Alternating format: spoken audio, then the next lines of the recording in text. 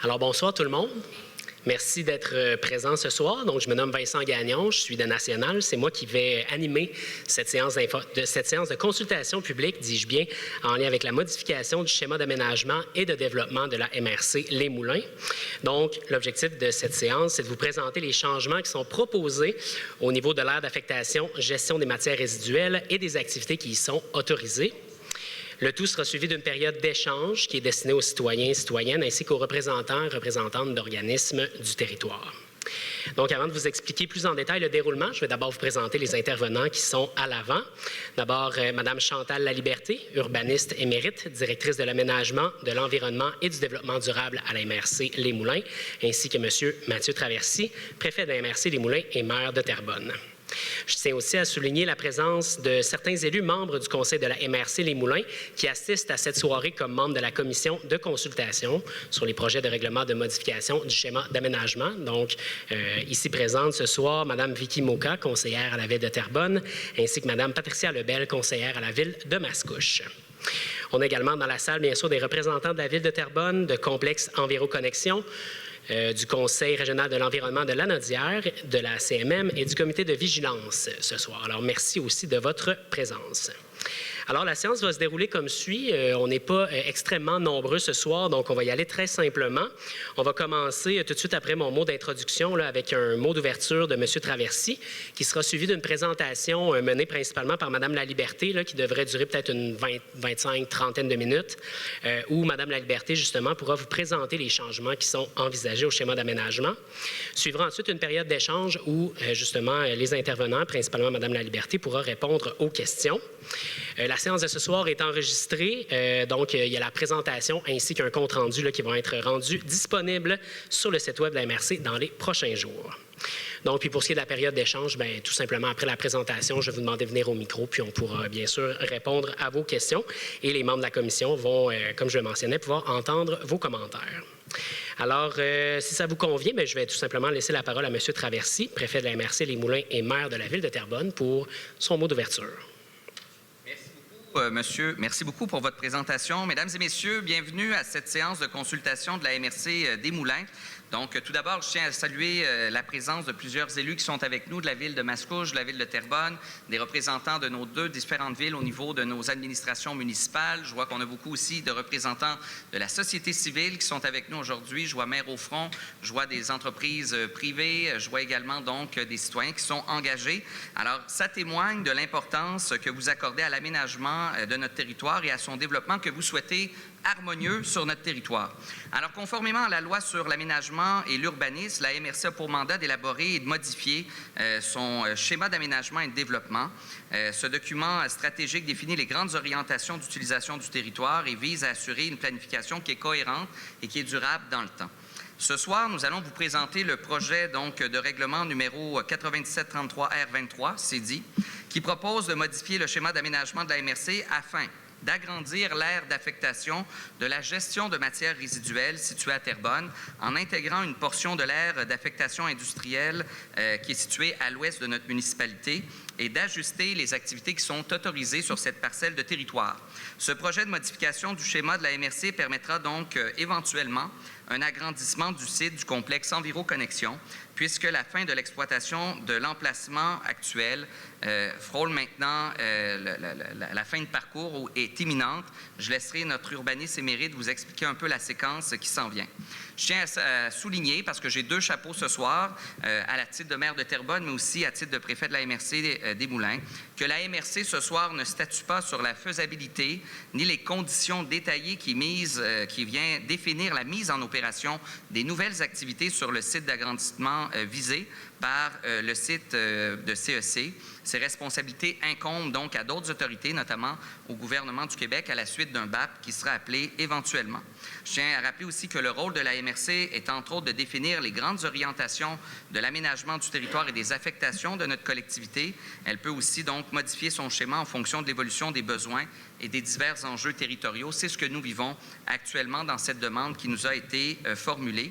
J'aimerais également rappeler que la Ville de Terrebonne a négocié un nouveau protocole d'entente avec l'entreprise CEC qui bénéficiera aux citoyens et aux citoyennes donc, de notre communauté. Ce protocole a d'ailleurs reçu l'appui du Conseil régional de l'environnement de la Naudière ainsi que du comité de surveillance du site d'enfouissement. Il inclut notamment donc la création d'une nouvelle ristourne pour essayer d'inciter les municipalités de la communauté métropolitaine de Montréal à faire des efforts significatifs pour réduire aux sources les déchets et les matières résiduelles, par exemple par l'implantation de nouvelles collectes de matières organiques ou encore l'augmentation de tonnage en matière de recyclage ou le bannissement d'objets à usage unique, comme nous l'avons fait à Terrebonne au cours des dernières années.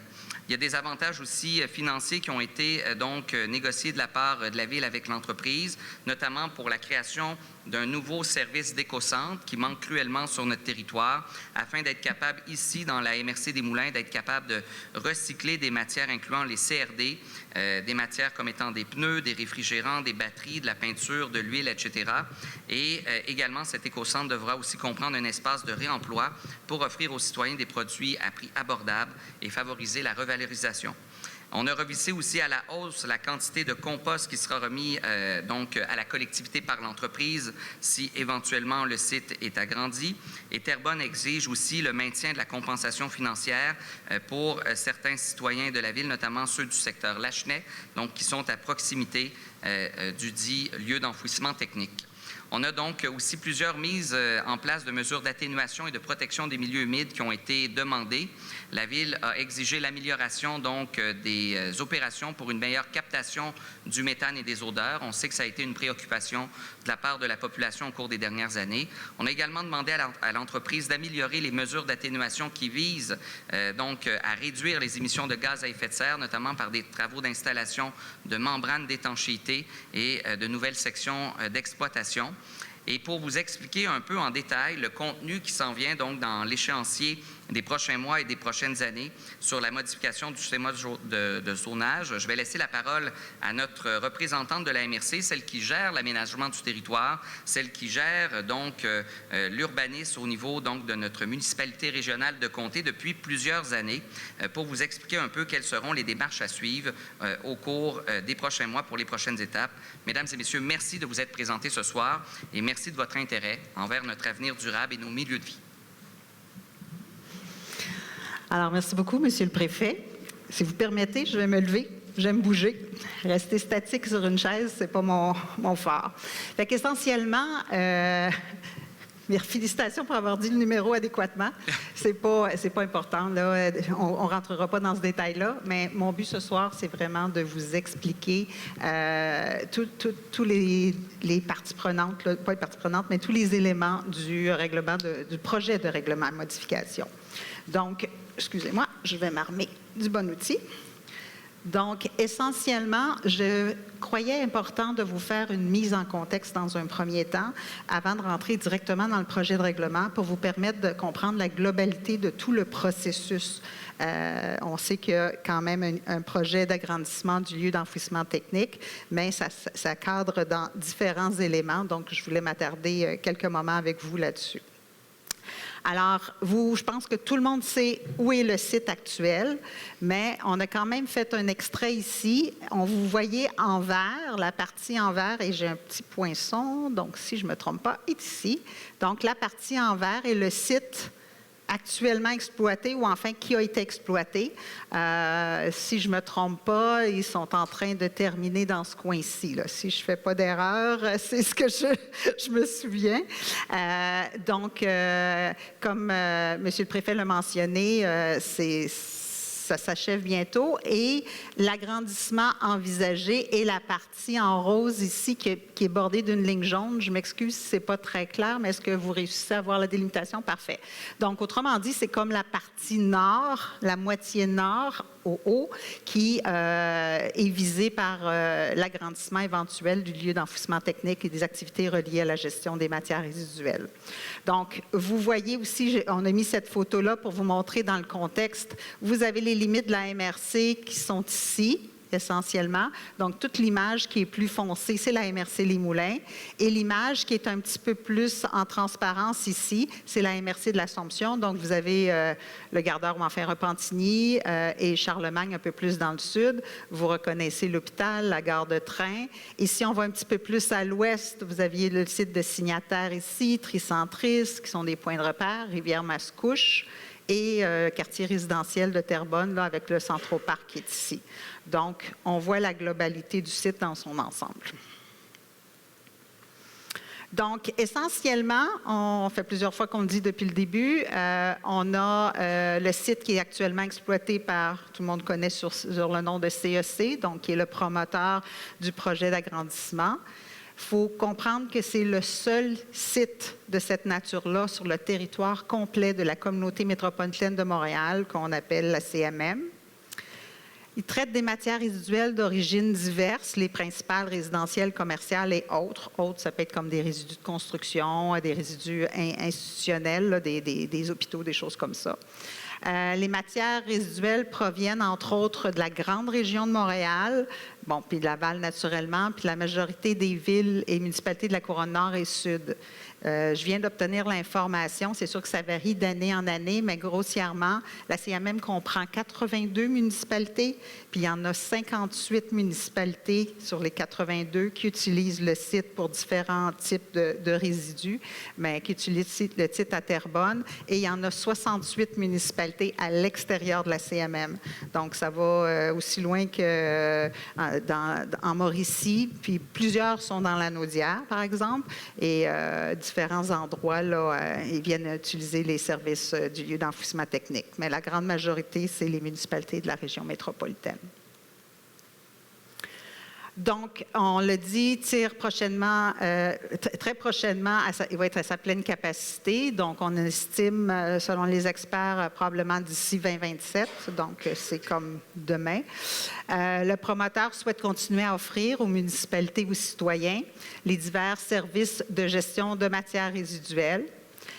Donc, par défaut, ça nécessite un agrandissement. Puis, comme je vous l'ai montré sur la carte précédente, on dit vers l'ouest, donc la partie qui est affectée, nous, au schéma aire d'affectation industrielle, qui, en passant, est l'ancienne sablière Touin, pour ceux qui connaissent le territoire. Je ne le dirai pas assez ce soir, mais je vais quand même insister là, avec cette diapo-là. L'agrandissement, pour arriver à vraiment mettre en opération un agrandissement, il y a énormément d'étapes. Il y a divers processus et autorisations qui sont requis avant même qu'il y ait la première pelletée de terre pour aménager le site et éventuellement accueillir des matières résiduelles. Ce graphique-là qu'on vous a fait est pour essayer d'illustrer justement certains des processus qui existent. Oups, excusez, je n'ai pas pesé sur le bon. Voilà. Donc, ici, vous avez ce qu'on appelle la ligne du temps. On a les premières dates ici qui sont claires. Après ça, des points d'interrogation, vous comprendrez qu'on ne sait pas quand ça va se tenir, mais c'est a posteriori après les premières étapes. Donc, la première ligne en orangé, c'est entre autres les différentes étapes au niveau du BAP ou du gouvernement, là, que ce soit le ministère de l'Environnement ou s'il y a d'autres autorisations à y avoir. Là, je ne suis pas familière nécessairement à toutes les autorisations, mais on veut représenter ce palier-là. Donc, il y a eu en mars 2023, il y a eu la réception de l'avis de projet que CEC a déposé. Ensuite, il y a la réception de l'étude d'impact en environnement qui a été déposée, elle, en juillet 2024. Et ensuite, il va y avoir la recevabilité qui reste à préciser quand ça va être fait. Donc, ce n'est pas encore complété, à moins qu'il y ait des nouvelles informations que je ne suis pas au courant. Mais en tout cas, les dernières informations que j'avais, ce n'était pas encore reçu là, favorablement au complet. Il va y avoir après ça des audiences publiques, que tous et chacun sont invités à participer. Il y aura par la suite des consultations publiques, un rapport du BAP qui va être transmis, entre autres, au ministre de l'Environnement, qui vont statuer après ça, qu'est-ce qu'ils font suite au BAP. Donc ça, c'est une ligne, vous voyez, qui s'échelonne là, sur vraiment une période assez importante. Et nous, vous arrivez juste en dessous de la ligne de temps, vous avez la MRC, donc avec la modification du schéma d'aménagement. Donc, on a débuté le processus en avril 2025 de cette année. Je vous épargne toutes les étapes, mais on devrait avoir terminé notre processus de modification du schéma cet automne. Donc, vous voyez qu'on s'insère environ dans cette étape-ci. Et un autre partenaire qu'on souhaitait vous identifier, c'est naturellement la Ville de Terrebonne, qui, elle, une fois que la MRC aura modifié son schéma, que la modification va être en vigueur, la Ville de Terrebonne aura son tour à modifier son plan d'urbanisme et sa réglementation d'urbanisme, puis par la suite, aura des permis à émettre en fonction de l'usage ou des usages qui seront exercés sur le nouvel espace qu'on va avoir désigné là, à des fins de gestion de matières résiduelles. Donc, vous voyez que tout ça se fait en parallèle, mais que nous, on est à l'étape très, très courte entre d'autres étapes en cours. Donc, ce qui est important, c'est qu'on est vraiment juste un maillon de la chaîne. Donc, ce n'est pas ici ce soir qu'on décide si ça va fonctionner ou pas le projet, on est une des étapes pour mener à un éventuel projet d'agrandissement. Je rappelle un principe de base aussi, la MRC est obligée d'avoir un schéma d'aménagement. C'est une obligation de la loi sur l'aménagement et l'urbanisme. Puis on doit, pour ce schéma-là, en élaborer un, ce qu'on a déjà fait à la fin des années 80. On peut le modifier à différents moments pour répondre aux besoins, aux réalités, à l'évolution de la situation sur le territoire. Et on doit faire aussi quelque chose qui est plus en profondeur, une révision à une certaine cadence, à une certaine fréquence. Mais là, on n'est pas là. Ce soir, c'est une modification du schéma, donc qui est spécifique à l'agrandissement de l'aire de gestion de matières résiduelles. Où on en est rendu, ce soir, on a la consultation publique. Je vous l'ai dit qu'on avait amorcé en avril. Je ne rentrerai pas dans ces détails-là, ce n'est pas nécessaire. En août-septembre, donc la séance d'août de septembre de la MRC, on prévoit adopter la version règlement, parce que jusqu'à maintenant, on a juste adopté le projet de règlement. Et s'en suivra par la suite l'entrée en vigueur, parce que ce n'est pas quand la MRC adopte un règlement que le règlement devient tout de suite en vigueur. Je dis tout le temps, on doit être approuvé par des plus grands que nous. Donc, je vais vous l'illustrer là, dans une autre diapo. Mais essentiellement, on a l'approbation de la CMM qu'on doit recevoir et l'approbation du ministère des Affaires municipales et de l'Habitation. Donc, tout ça est fait dans un esprit qu'on appelle le principe de conformité.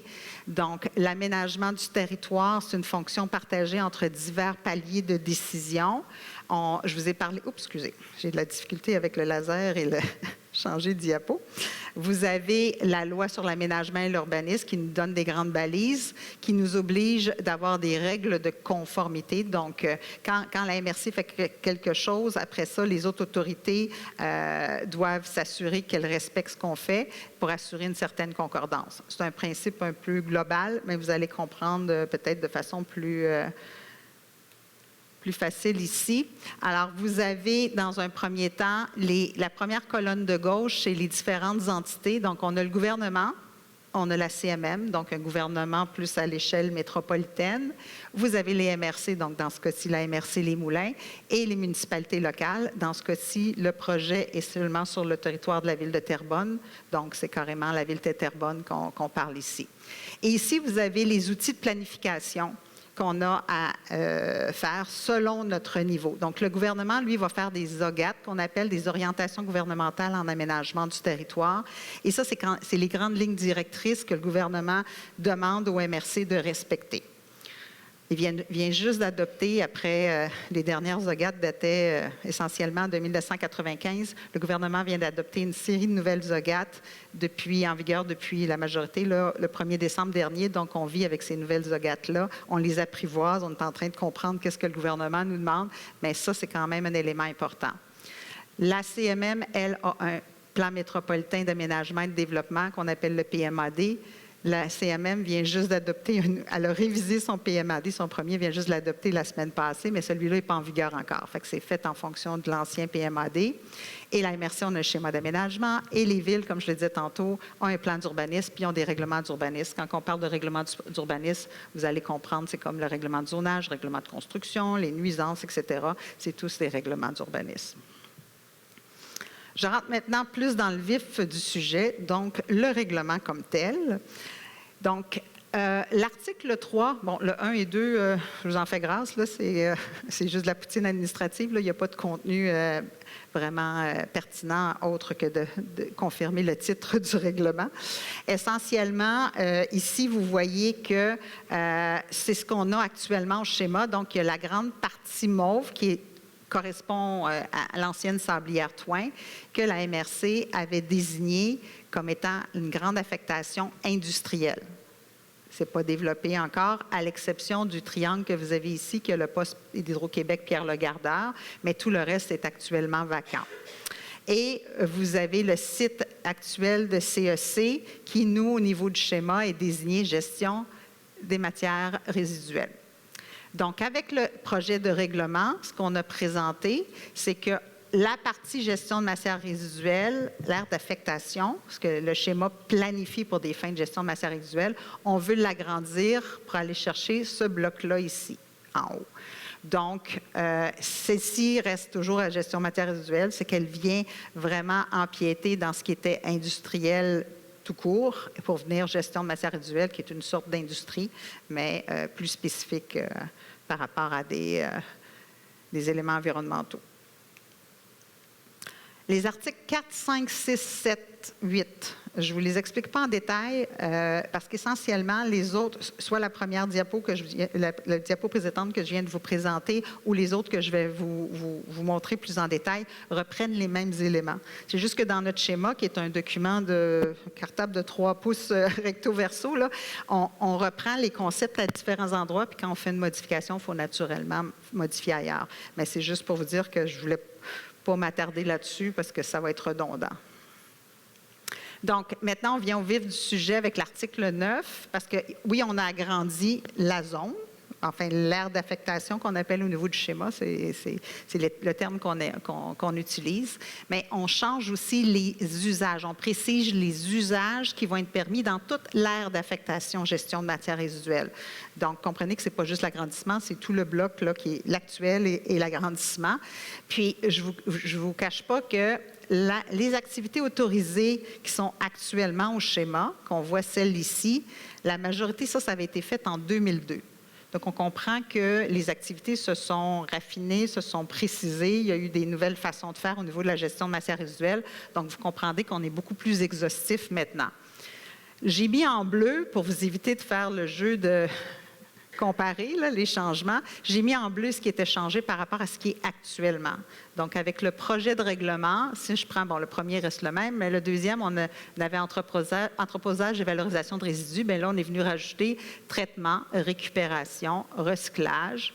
Bon, à valorisation de résidus, on a dit de toutes sortes, incluant les matières organiques. Donc, on va essayer d'englober le plus de choses possible. Ensuite, on a rajouté activités reliées à la production, l'entreposage, la distribution et le transport d'énergie, mais on exclut les éoliennes. C'est pas prévu d'avoir des éoliennes là, sur le site. Ensuite, activités relatives à la gestion des eaux, telles que le traitement des eaux, des réservoirs, etc., tout ce qui est en lien avec l'eau. Autre industrie reliée à la gestion des matières résiduelles. Parce qu'encore là, je le disais tantôt, il y a peut-être des éléments qui se développent, qu'aujourd'hui, on n'a pas un nom pour ça, mais dans quelques années, il va en avoir, dans la mesure où c'est une façon de traiter les matières résiduelles. On trouve que c'est l'endroit adéquat pour s'installer. Équipement et usage, on avait public, on a rajouté d'utilité publique. Ça, c'est juste une petite particularité parce qu'habituellement, quand on dit usage public, bien, c'est gouvernemental. Mais on a quand même des compagnies comme Vidéotron, Rogers, etc. C'est pas gouvernemental. Sont pas gouvernementales, mais ils sont à des fins publiques. Fait qu'on les rentre là-dedans, on a juste précisé de façon plus claire. Et activités reliées à l'agriculture, ça peut paraître bizarre, mais on a quand même des éléments qui peuvent être intéressants dans un site comme ça. Puis l'agriculture, nous, on essaie de le permettre partout.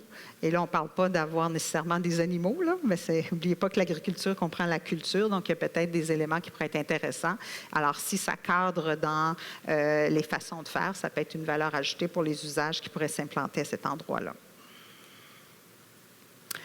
On a aussi, au niveau du schéma, des activités qui sont explicitement interdites, donc naturellement pas de résidence, pas de commerce, autre que ceux reliés aux activités autorisées. Donc, s'il y a un volet commercial dans la gestion de matières résiduelles, ça va, mais il faut que ça soit vraiment en lien avec la gestion de matières résiduelles. Récréation intensive, extensive. La différence intensif-extensif, là, c'est dans notre jargon d'urbanisme. Quand c'est intensif, habituellement, c'est parce qu'il y a des aménagements importants. On parle, par exemple, un aréna, un centre d'interprétation, etc. Il y a une construction, il n'y a plus le caractère aussi naturel. Là. Il va y avoir des choses construites par l'homme.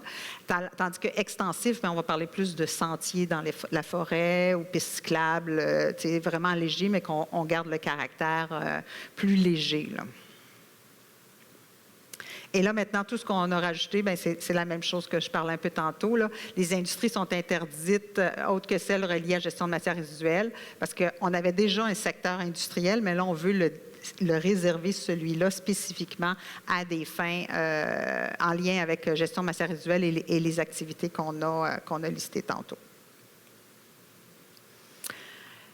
Je vous parle présentement, la consultation sur le projet de règlement.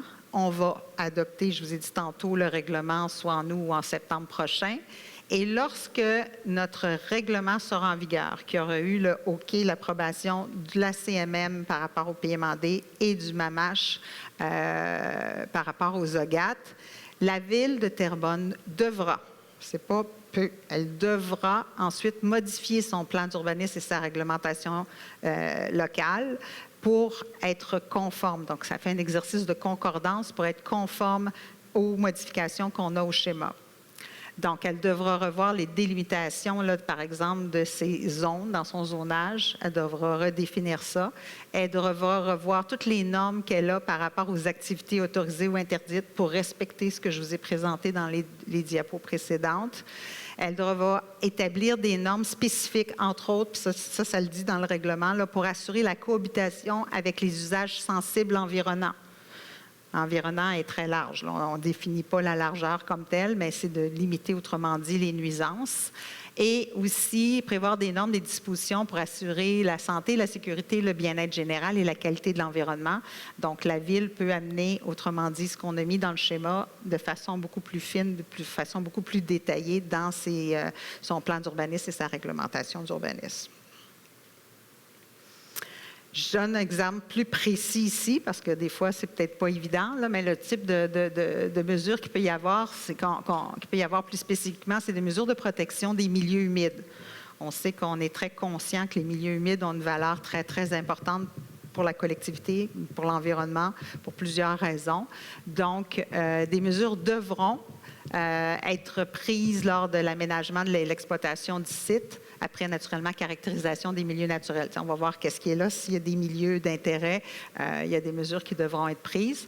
Puis si jamais il y a un empiètement qui s'avère vraiment nécessaire pour des questions probablement opérationnelles, la Ville pourra prévoir des mesures compensatoires à ce moment-là. Un autre élément aussi, c'est l'aménagement du site doit prévoir des mesures d'atténuation des impacts sur les milieux environnants. Je viens détailler un peu la phrase que j'avais dans la diapo précédente. Mais par exemple, au niveau du bruit, des odeurs, des vibrations, la pollution lumineuse. Alors, c'est des types, on parlait de bien-être tantôt, mais c'est toutes des choses qui peuvent avoir un impact sur le bien-être. Donc, la Ville devra réfléchir à des dispositions pour réduire les nuisances à ces niveaux-là, ainsi que des mesures pour éviter la contamination des terrains limitrophes, des eaux souterraines, des cours d'eau, des milieux naturels d'intérêt. Alors voilà, j'espère que j'ai réussi à vous brosser un tableau qui explique notre projet de règlement, puis merci pour votre attention. Parfait. Merci beaucoup, Mme Laliberté. Donc, ceci étant dit, ceci étant présenté, on peut maintenant entamer la période d'échange. Donc, si les citoyens, citoyennes et représentants d'organismes souhaitent prendre la parole, le micro est ici.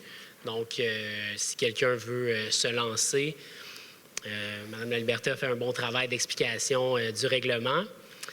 Alors, est-ce qu'on a des questions, des gens qui souhaitent se faire entendre? Des précisions. Des précisions. Moi, je vais préciser que j'ai pas présenté le règlement, j'ai présenté le projet de règlement. Le projet de règlement. Merci de bien spécifier. Oui. Alors, encore une fois, je réitère la période d'échange qui est ouverte.